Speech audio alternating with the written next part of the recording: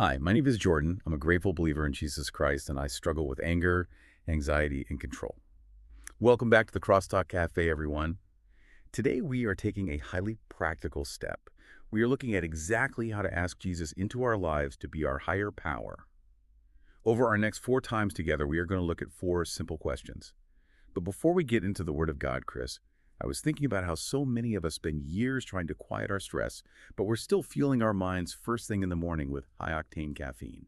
That's why I'm so glad to welcome our brand partner, Savorista Coffee. Hi, my name is Chris. I'm a grateful believer in Jesus Christ, and I struggle with anxiety, shame, and OCD.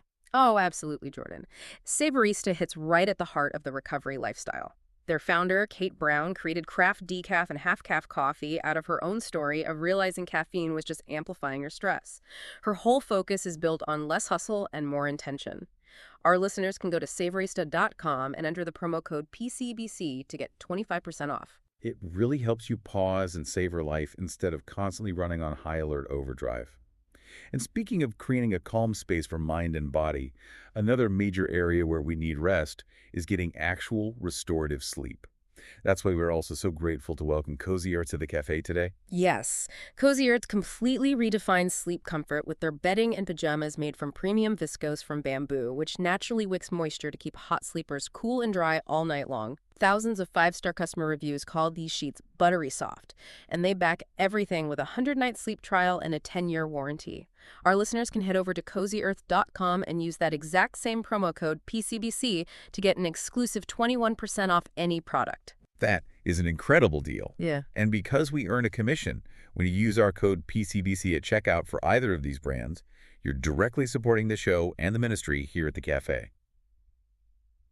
But now, Chris, let's step completely out of commercial mode. Making Jesus your higher power isn't a complicated mystical process. Pastor Rick Warren laid out a very simple way to establish a spiritual base using 4 questions, and today we are looking at question number 1. And, before we even state what that first question actually is, I feel like we have to confront something pretty uncomfortable about human nature. Yeah, we got Because it is just staggering how quickly we can take a framework, something inherently designed to be accessible and simple, and we immediately turn it into this impassable labyrinth. Oh, totally. We make it so hard. Right. Like the invitation to establish a spiritual base is just right there in front of us. It's the most critical move you will ever make in recovery. Truly the most critical move you'll make in your entire life. But instead of just, stepping through the open door, we immediately start building walls in front of it. We construct this massive barrier of overcomplication. It's entirely a reflex, isn't it? We hear a phrase like establish a spiritual base, and our minds instantly flood with these phantom prerequisites. Right. Like, if you're listening right now, you know exactly what this feels like. You know you need a higher power. You know your current way of operating is just completely unsustainable. But instead of simply reaching out, you freeze. You absolutely freeze. You convince yourself there's this invisible, miles-long checklist you have to complete before you're even permitted to begin the conversation with God. Yeah. And I think one of the most paralyzing items we put on that fake checklist is this illusion of theological mastery. Oh, wow. Yes. The belief that you have to somehow be a scholar before you can be a recipient of grace. Exactly. It's such a lingering, pervasive lie. People stay paralyzed for decades, honestly, because they think, I don't have all the answers to the complex philosophical dilemmas of the universe. Right. I don't understand it all. Yeah. I don't fully grasp the intricate nuances of divine sovereignty versus free will, so, therefore, I'm just not qualified to ask for help. It's wild that we do that. They just sit there, completely weighed down by their struggles, thinking they literally need to read another 50 books. Or listen to 100 more lectures. Exactly, before they can legitimately make this decision. But, let me pause you there, because I think a lot of people might hear that and argue, wait a minute, shouldn't we take this seriously? Sure. Like, shouldn't we understand who we're surrendering our lives to? It sounds really responsible to want to know the theology. It does sound responsible. Right, but the problem is it operates on this underlying flawed assumption that God is standing at the door with a final exam. Ooh, that's a good way to put it. It assumes that if you do not score a perfect 100% on your understanding of the divine, you're just denied entry. And if perfect comprehension was the entry fee for grace, not a single human being in history would ever qualify. No one, not one person. Yeah. And that is the core deception of it. Like, you don't need to understand the aerodynamic engineering of an airplane to sit in the passenger seat, you know? Right. You don't need to build the engine. No, you just let it carry you across the country. You just have to trust the pilot. But there's a second barrier we construct that I think is arguably far more dangerous than the theological one. What is it? It's the desperate, frantic attempt to clean up our own behavior first. Oh, man. Yeah. That's the one. This is the barrier that keeps people trapped in just a devastating cycle of defeat. Because we look at the absolute mess of our lives, right? The broken relationships, the recurring addictions, the deeply ingrained character flaws. All the stuff we want to hide. And we tell ourselves this very logical-sounding lie: I cannot bring this chaos to a holy God. Which leads directly into the bargaining phase. Oh, the bargaining is relentless. It's like, let me just go fix these 3 major problems first. Let me just string together a few weeks of being a truly good, upstanding person. Let me just prove I have some discipline. Exactly. And then once I'm presentable, I'll be worthy of asking Jesus to step in. And the tragic irony of that mindset just cannot be overstated. You are essentially trying to cure yourself in order to qualify for the medicine. Yeah. It's a complete reversal of how the process actually works. Let's put an image to that, because the sheer absurdity of it really needs to be highlighted. Go for it. Imagine you owe a massive multi-million-dollar debt. A debt so large that multiple lifetimes of labor could just never pay it off. The bank is foreclosing, everything is falling apart, and someone steps in and offers to cover the entire deficit for you. Okay, a total rescue. A total rescue. But instead of accepting the intervention, you run home, you fire up your printer, and you start frantically printing off your own homemade Monopoly money. Oh my goodness. Right. You spend hours cutting out these little colorful rectangles, convincing yourself that if you just print enough of them, you can march into the bank and pay off $1 million deficit with paper you literally colored yourself. That is, I mean, it's a ridiculous image, but it is precisely what we are doing spiritually and emotionally. It is. We are trying to pay off a devastating spiritual deficit with the monopoly money of our own temporary good behavior. We really think if we can just string together 3 days of not losing our temper. Or like a week of resisting a craving. Right. We think we've suddenly printed enough homemade currency to buy our own salvation, and then we can just proudly hand it over to God. But why do we do this? Like, if you're listening and you recognize this pattern in yourself, this constant need to earn your own rescue, you have to ask yourself what is driving it. Yeah, you have to look under the hood. Because when you really peel back the layers, it almost always comes down to 2 very deeply ingrained human traits. I would argue it's predominantly pride. Pride, yeah. Our pride vehemently rejects the idea of a free rescue. Yeah. We desperately want to feel like we contributed to our own salvation. We want to be the heroes of our own story. Exactly. Admitting that we need a higher power requires a full admission of powerlessness, and the human ego just violently opposes that. It really does. We want to be able to say, look, I figured out the theology, I cleaned up my act, I brought something of value to the table. We want to feel like equals entering into a business contract, rather than a drowning person grabbing a lifesaver. Pride is absolutely a massive factor, but I don't think we can discount the role of fear, especially for those in recovery. That's a good point. There is a profound, paralyzing fear of rejection. If you have spent your life being told you're too much, or too broken, or too difficult, the idea of approaching the creator of the universe with your absolute worst, unfiltered self is terrifying. It feels incredibly unsafe. Completely. The instinct is to hide the mess, just like you would hide a messy house before guests arrive. We are terrified that if God sees the reality of the chaos, we will just be turned away. And this is exactly why Pastor Rick Warren's approach of using these 4 specific questions is so vital. It bypasses the fear, and it completely dismantles the pride. Yes, it strips the entire process of pretense. It does. He isn't asking you to write a theological dissertation or, present a spotless moral resume. The method is profoundly straightforward. If you can honestly look at these 4 questions and answer yes to them, you simply pray a prayer acknowledging those answers. Yeah. That is the entirety of establishing the base. It shifts the entire focus. It moves the spotlight off of your performance, what you've achieved, or what you've managed to clean up, and places it entirely on your willingness to believe. Just your willingness. Exactly. And that brings us to the core of our conversation today. Question number 1, the foundation upon which the other 3 questions are built. Right. So let's examine the question itself. The very first thing you have to ask yourself is this: do I believe that Jesus Christ died on the cross for me and showed he was God by coming back to life. It is a two-part question, and it forms the absolute bedrock of the Christian faith. Like, this is not a secondary peripheral issue. It's not an optional add-on to your belief system. It is the center. The Apostle Paul makes this incredibly clear in 1 Corinthians chapter 15, verses 2 through 4. Okay, let's break that down. He writes to the early believers, "By this gospel you are saved, if you hold firmly to the word I preached to you. Otherwise, you have believed in vain. For what I received I passed on to you as of first importance. That Christ died for our sins according to the Scriptures, that he was buried, and that he was raised on the third day according to the Scriptures." I really want to focus on that specific phrase Paul uses there, of first importance. Yeah, that's huge. Think about the sheer volume of information Paul could have prioritized. He could have focused on the ethical teachings, the moral frameworks, the beautiful concepts of loving your neighbor. All of which are great. All of those are valid and completely necessary. But he forcefully separates this specific reality from everything else. He's basically drawing a line in the sand and saying, out of everything we could possibly discuss, this is the top of the list. Christ died for our sins, was buried, and was raised. And he pairs that prioritization with a very sobering warning. He says, "Otherwise, you have believed in vain." Yeah, believed in vain.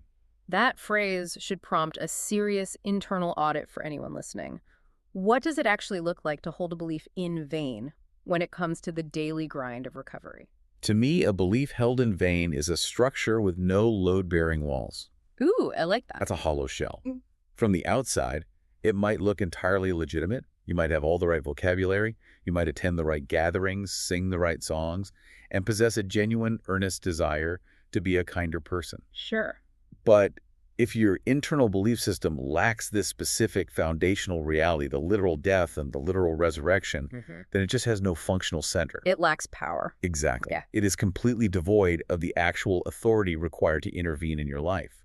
When the severe storms hit, when the addiction starts screaming your name at 2 in the morning, or when a devastating life event just shatters your peace, a hollow belief system will simply collapse. It can't stand. It cannot hold the weight of your trauma because it was constructed in vain. Which means we do not have the luxury of constructing a personalized, customized version of faith that merely feels comfortable to our modern sensibilities. Right. We can't just invent our own terms. Exactly. The saving, intervening power is intrinsically and exclusively linked to these specific historical facts.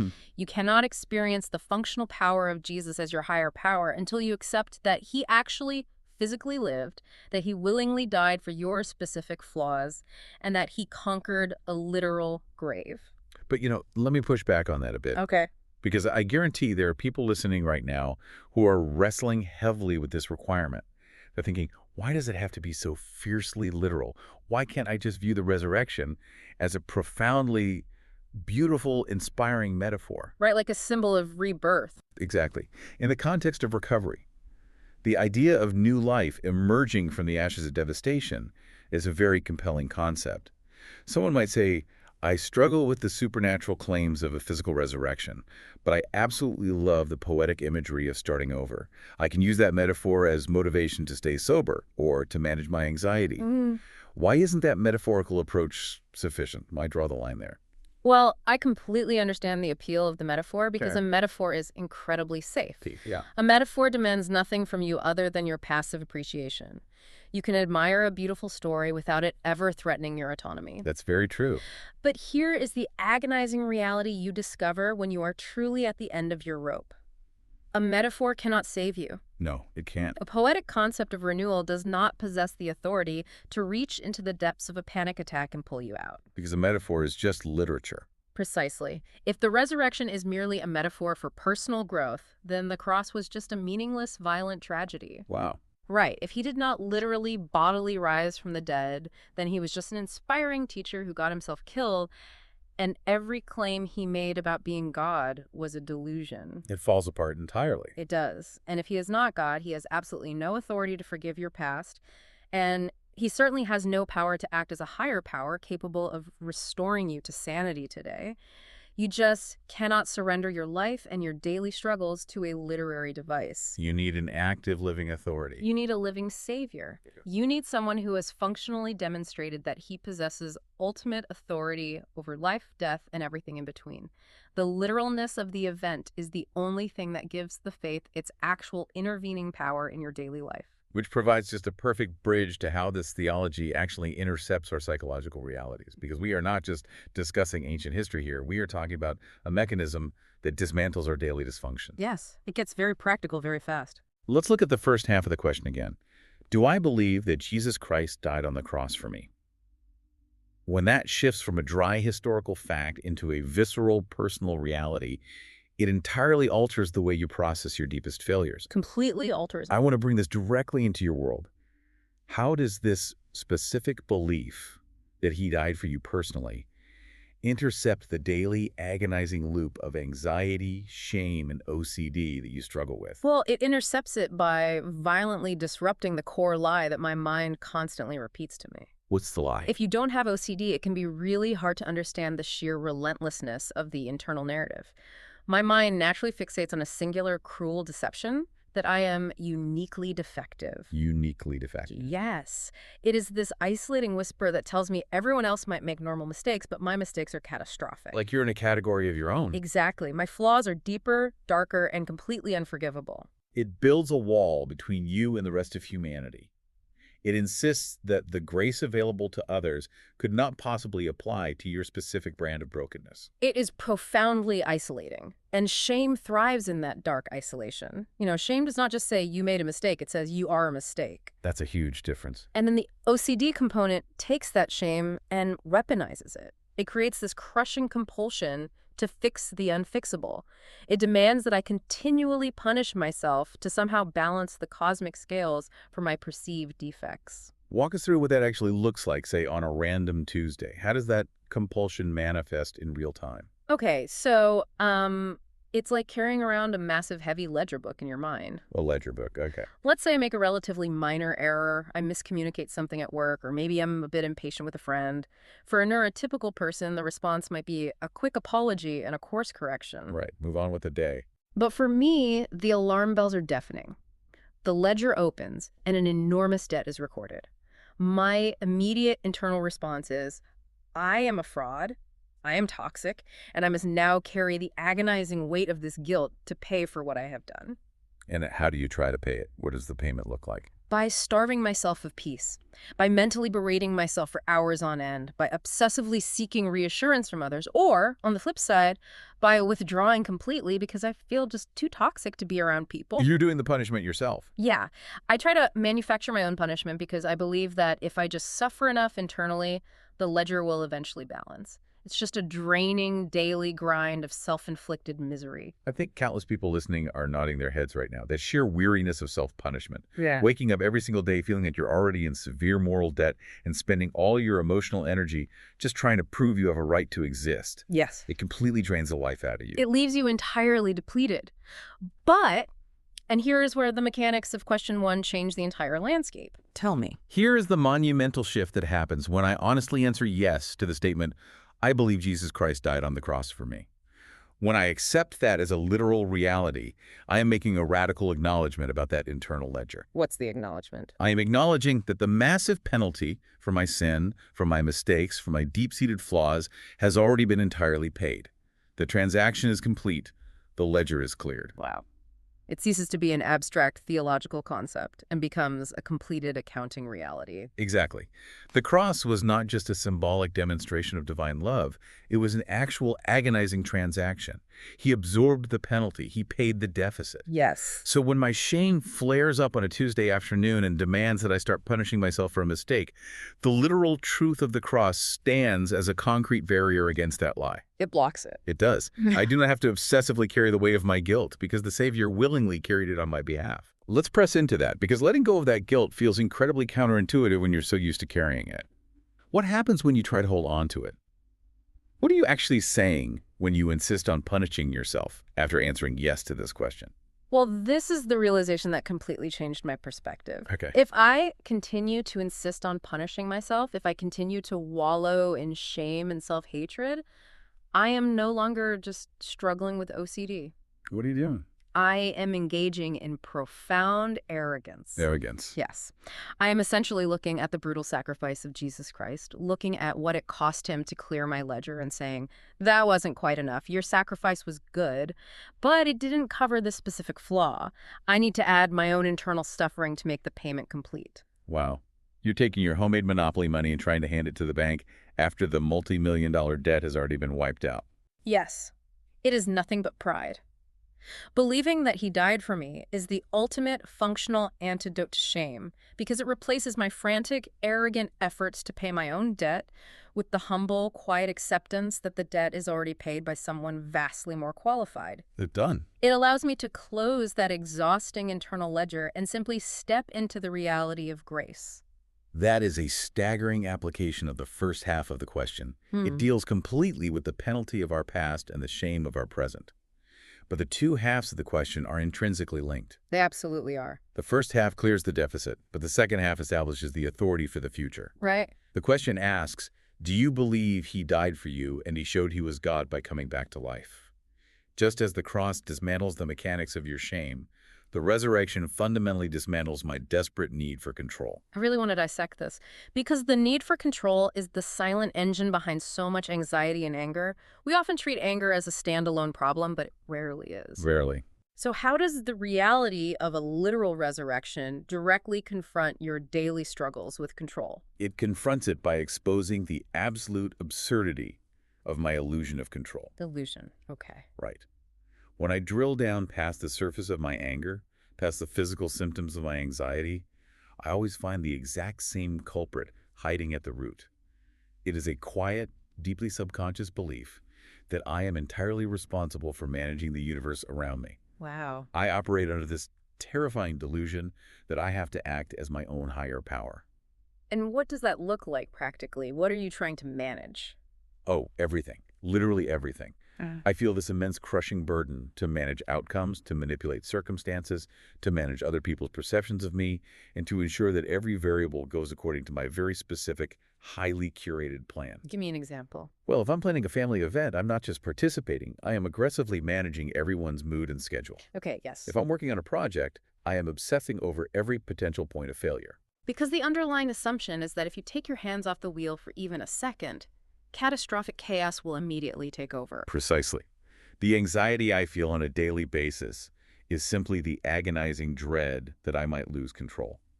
It's the fear of the unknown. And the anger. The anger is never just random frustration. My anger is the immediate visceral reaction to the reality that I have inevitably lost control. Because reality doesn't cooperate. Right. When someone does something unexpected, when a situation derails, when my carefully constructed plans are interrupted by reality, I explode in anger. Why? Because my illusion of control has been shattered. I feel exposed and vulnerable. Let's use an analogy for this because the sheer weight of that responsibility must be paralyzing. It is like sneaking into the control tower of a major international airport, locking the door, and deciding that you are now the chief air traffic controller. Oh, no. You have absolutely no training, you do not know how the radar works, and there are 1,000 massive planes circling in the sky above you, running low on fuel. That is terrifying. You're sitting there sweating profusely, screaming into the radio, frantically trying to orchestrate the landing of every single plane. The stress is unimaginable. You are terrified because you know a crash is imminent. Yes, it has to be. And when a pilot inevitably ignores your amateur instructions and does something different, you erupt in absolute rage. But the rage is just a mask for the terror of knowing you do not belong in that chair. That is a brilliant way to capture the physical and emotional toll of trying to be your own higher power. It is agonizing. It truly is. So how does answering yes to the second half of question 1, believing he showed he was God by coming back to life, actually get you out of that control tower? It removes me by providing undeniable proof that there is already a vastly superior, fully qualified controller who owns the airport. Think about the sheer magnitude of the resurrection. We are talking about a Savior who can physically conquer the graves, a being who can experience biological death and completely reverse it, possesses a level of absolute authority that no human mind can even fathom. It's beyond us. By answering yes to this question, by affirming the literal resurrection, I am making a very practical, functional admission. I am admitting that Jesus is God. And the logical consequence of admitting he is God Is the liberating admission that I am not. That is the turning point. Answering yes is a practical admission of his divinity, which necessitates the admission of your own humanity. Exactly. It takes the impossible weight of managing the universe entirely off my shoulders. Yeah. The resurrection proves beyond any shadow of a doubt that Christ is fully capable of managing reality. Yes. If he can handle the absolute finality of death, he can handle my Tuesday afternoon. Right. He can handle the setback at work. He can handle the unexpected financial crisis. He can handle my children's futures. But let me challenge that, because letting go of control is terrifying for someone wired like you. Please. What if you step out of the control tower and a plane crashes? What if you relinquish control and things go horribly wrong in your life? Does believing in the resurrection guarantee a smooth flight? That is the hardest part of the surrender, and the answer is no. It does not guarantee a painless life. But here's the profound realization that the resurrection forces upon me. I never actually had control in the first place. Wow. The control was always an illusion. The planes were going to do what they were going to do regardless of me screaming into the radio. You were just suffering the stress of the illusion. Yes, I was paying the agonizing physical and emotional price of responsibility without possessing any actual authority to change the outcomes. But by trusting the resurrection, I am surrendering my illusion of control to the one who actually holds real authority. That's so freeing. I use the word safely, deliberately. Relinquishing control feels incredibly unsafe if you do not implicitly trust the entity you are giving it to. But giving control to the one who conquered the grave, that is the safest, most logical place for it to reside. Because his authority is proven. It is proven by an empty tomb. So when the unexpected happens, when someone disrupts my plans, I no longer have to react in explosive anger. I can breathe. I can physically feel the tension leave my chest. That's a physical change. It is. I can step back from the situation and remind myself I am not in charge of this universe, and the one who is in charge has already proven his absolute power.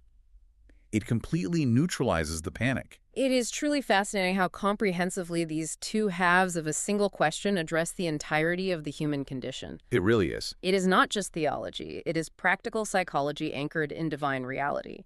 One half covers your shame by proving your debt is paid, effectively closing the ledger. The other half cures your anxiety by proving your universe is managed, effectively removing you from the control tower. It's an incredibly robust foundation for such a simple question. And that profound simplicity is exactly where we want to direct you right now. If you're listening to this and you are feeling the weight of your own ledger or the sheer terror of sitting in your own control tower, you need to understand that the journey to true freedom begins right here. It is vital to recognize what this journey does not begin with. Yes. It does not begin with you making grand, sweeping promises to behave better tomorrow.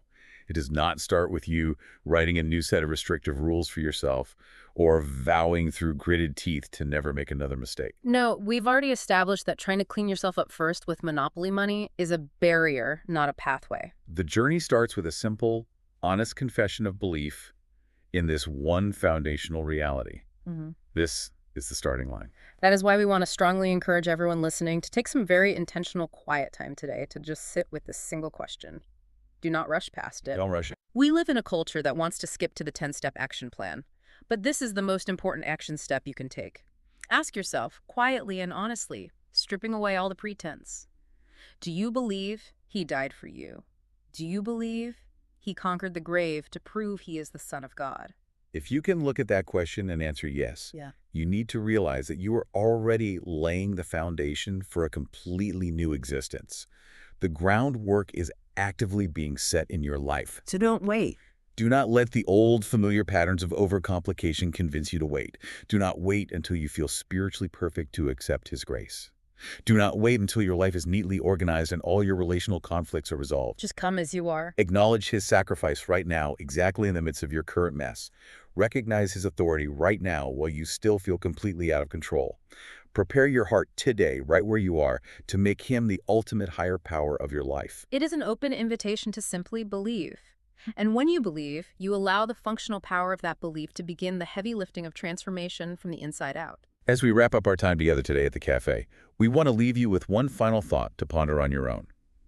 We have talked extensively about how the cross cancels the ledger of shame and how the resurrection demands we surrender the illusion of control. But think deeply about the intersection of those two monumental events. Okay. Think about the extreme, unfathomable lengths to which the creator of the universe went. It is a staggering amount of effort. It is. If he was willing to endure the brutality of the cross and then exert the unimaginable power required to conquer the grave, specifically to pay for your flaws and secure your freedom, what does that incredible, unparalleled sacrifice say about your actual inherent value to him right now? Oh, wow. Not your value after you clean yourself up, not your value once you figure out the theology. What does it say about your immense value to him, precisely your most imperfect, broken, out-of-control state today? It is a question that redefines everything about who you are. We look forward to being with you all again next time, as we continue to explore the simple steps to establishing a rock-solid spiritual base. Have a great week.